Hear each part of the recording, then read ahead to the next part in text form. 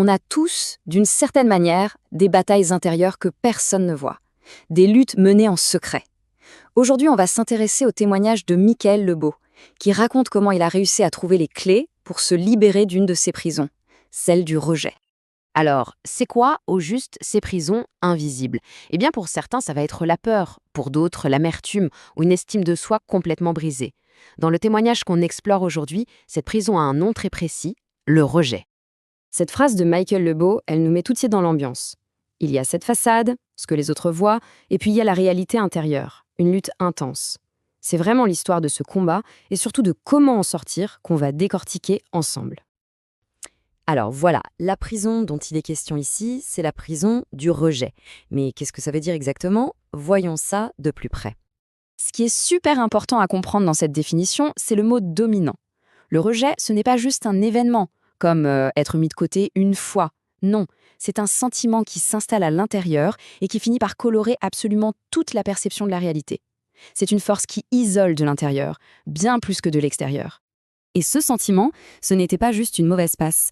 Le témoignage le décrit vraiment comme le combat de toute une vie, avec des conséquences très, très concrètes au quotidien.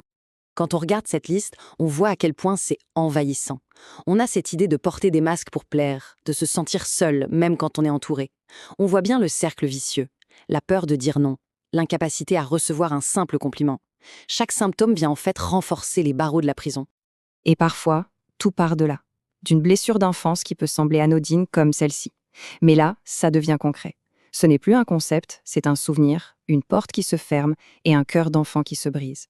Et c'est ce type de moment qui peut poser la toute première brique d'une prison émotionnelle qui va durer des décennies.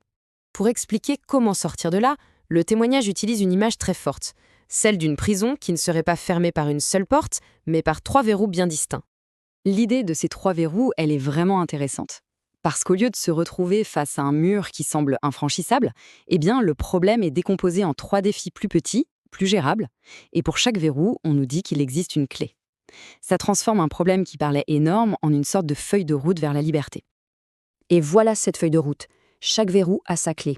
Le premier, nommé ici lien satanique, s'ouvre avec la délivrance. Le deuxième, les blessures du cœur, lui nécessite la clé du pardon. Et enfin, le troisième verrou, les forteresses de mensonges, est démantelé par le renouvellement de la pensée. Bon, maintenant qu'on a identifié les verrous, on a envie de savoir comment fonctionnent ces fameuses clés. C'est ce qu'on va voir tout de suite. Le processus se déroule donc en 3 étapes.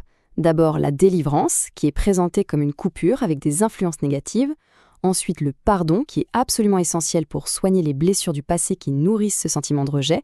Et enfin le renouvellement de l'esprit, un travail très actif pour déconstruire les mensonges qu'on se raconte et les remplacer par la vérité.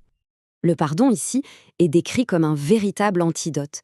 Ce n'est pas juste un acte intellectuel, c'est un baume qui vient neutraliser le poison de l'amertume, de la rancœur. Et ça s'applique bien sûr aux autres, mais aussi, et c'est souvent le plus difficile, à soi-même. Et là, on a la 3e clé en pleine action. C'est une vraie bataille qui se joue dans les pensées. Il ne s'agit pas juste d'ignorer le mensonge, du style « je ne vaux rien ». Non, le témoignage insiste sur le fait qu'il faut le confronter, activement, avec une vérité plus forte. Il faut le répéter encore et encore, jusqu'à ce que la forteresse du mensonge finisse par s'écrouler. Mais alors concrètement, une fois que ces verrous sont ouverts, à quoi ressemble la vie? Le témoignage donne un exemple de transformation qui est incroyablement parlant. Et ça, c'est peut-être la preuve la plus forte de tout ce témoignage. Ce n'est plus de la théorie. Passer d'une situation où le contact physique de sa propre femme est une source d'irritation, à une situation où on recherche activement cette affection. C'est toute la différence entre un mur qui repousse l'amour et un cœur qui est enfin capable de l'accueillir. Au final, c'est vraiment l'histoire d'une renaissance.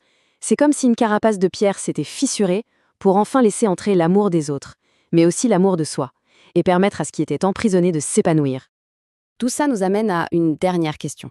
À travers ce témoignage, on comprend qu'une vraie transformation, ça demande d'abord de prendre conscience du problème, puis d'avoir une méthode pour le comprendre, et enfin de s'engager activement à utiliser les bonnes clés pour ouvrir les verrous. Une question qui invite chacun à réfléchir finalement à ses propres prisons.